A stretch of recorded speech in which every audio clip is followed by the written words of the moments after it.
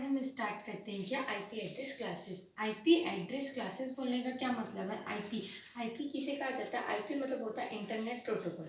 जब भी हम कंप्यूटर का यूज़ करके और इंटरनेट के यूज़ करके क्या करते हैं, कोई भी डेटा शेयर करते हैं या सर्च करते हैं, तो वो हमें इंटरनेट में किसी कैसे आइडेंटिफाई कर पाएगा? वो हमें इसी आईपी एड्रेस के थ्रू ही क्या करता है, हमें आइडेंटिफाई कर पाता है।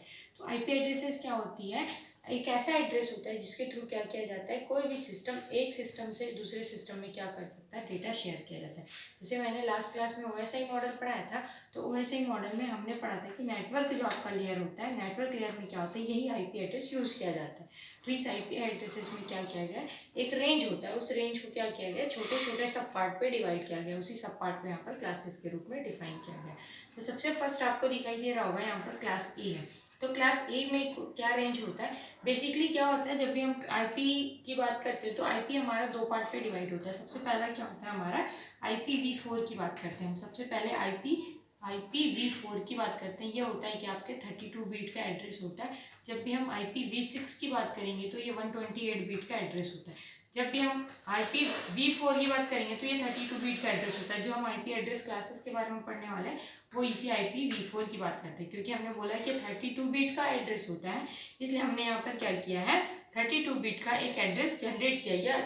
उस एड्रेस को चार पार्ट में 888 पे 4 पार्ट पे डिवाइड किया गया। तो सबसे पहले क्लास ए की बात करते हैं। तो चूंकि हमने 32 बिट बोला है, इसलिए इसमें क्या होंगे, 0 से लेके 32 31, तो टोटल कितने हो जाएंगे आपके 32।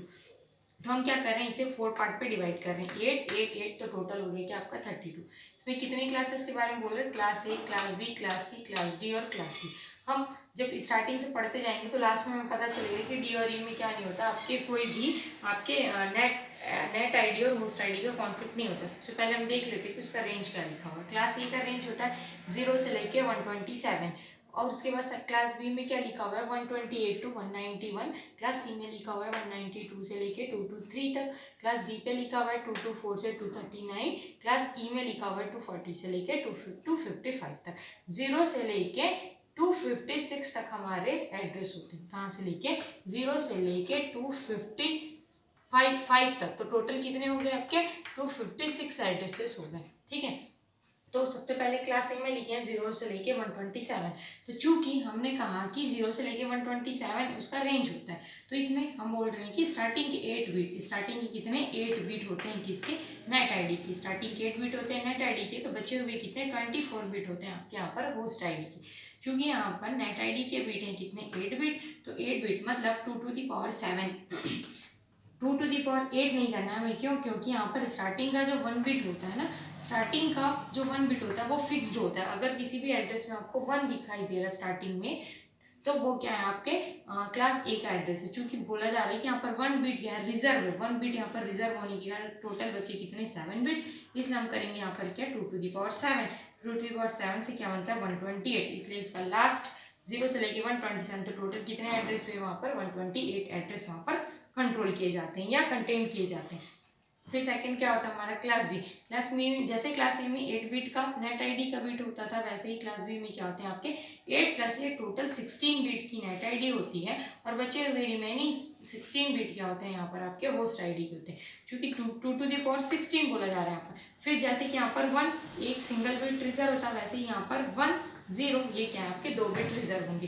क्योंकि यहाँ पर 16 में से 2 बिट रिजर्व होने के कारण बचे हुए कितने 14 बिट, तो 2 to the power 14। तो इससे क्या होगा आपका 2 to the power 14 से जितने एड्रेस जनरेट होंगे वो इसके अंदर होल्ड किए जाएंगे। और उसका रेंज कितना 128 से लेके 191 तक है, वो क्लास बी का रेंज है। वैसे ही अब जैसे हम क्लास सी पे आते हैं, यहाँ पर 2 बिट रिजर्व था, तो यहाँ पर 3 बिट रिजर्व रहेंगे, वो क्या रहेंगे 110। तो यहाँ पर आपके टोटल कितने, यहाँ 8 था, यहाँ 16 हुए, यहाँ पर क्या हो जाएंगे आपके 24 हो जाएंगे।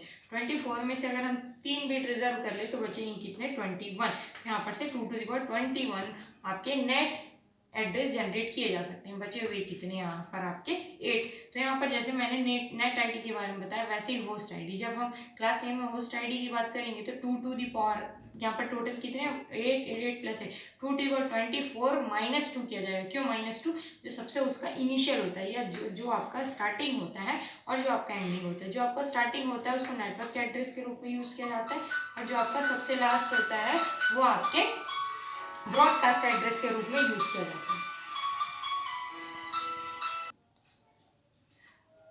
अब यहाँ पर हमने क्या क्लास बी में कितने आपके होस्ट बिट बचे हुए हैं 8 + 8 16, तो 2 to the power 16 - 2 नहीं करना है, इसमें भी क्या करेंगे 2 to the power 16 - 2 इनिशियल जब आपका जो सबसे स्टार्टिंग एड्रेस होगा वो नेटवर्क एड्रेस होगा क्लास बी का, और जो आपका लास्ट होगा वो ब्रॉडकास्ट एड्रेस के रूप में यूज़ किया जाएगा। तो यहाँ पर भी क्या करना पड़ेगा 2 to the power 16 - 2 करना पड़ेगा। फिर लास्ट वाले में लास्ट मतलब क्लास सी में 2 to the power 8 - 2 यानी सबसे स्टार्टिंग वाला इसका नेटवर्क एड्रेस और सबसे लास्ट वाला इसका ब्रॉडकास्ट एड्रेस। मैंने जैसे कहा कि स्टार्टिंग में ही जो आपका क्लास डी और क्लास ई होता है, यहाँ पर कोई नेटवर्क आईडी और होस्ट आईडी का कॉन्सेप्ट यूज़ नहीं किया जाता। ये आपका जो क्लास ई है वो फ्यूचर रेफरेंस के लिए या आपके फ्यूचर में रिसर्च पर्पस के लिए रिजर्व रखा गया है, और क्लास डी जो है वो मल्टीकास्टिंग के लिए यूज़ किया जाता है। अब क्लास आपके एड्रेसिंग मतलब आईपी एड्रेसिंग क्लासेस में यही class A, class B, class C, class D और क्लास ई के बारे में पढ़ना है। और जैसे कि मैंने बोला कि आपको यहाँ पर बेसिकली खाली कितनी चीज़ें याद रखनी, नेट आईडी और होस्ट आईडी का ही कॉन्सेप्ट यहाँ पर ज़्यादा इंपॉर्टेंट है, तो ये सारी चीज़ें आपको याद रखनी है।